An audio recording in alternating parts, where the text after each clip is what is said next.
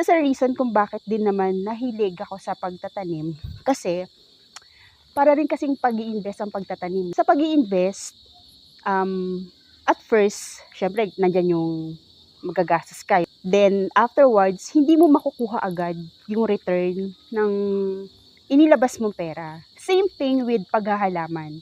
Syempre at first, kung magtatanim ka ng halaman, palalaguin mo yan, haalagaan mo yan, maglalaan ka ng pera para sa kanya maintenance, maglalaan ka ng time para obserbahan kung ano yung maganda para sa kanya. Sa pag-i-invest, kung maglalabas ka ng pera ngayon, most likely, maghihintay ka ng certain time para makuha mo yung return of investment at saka yung kinita ng ROI mo.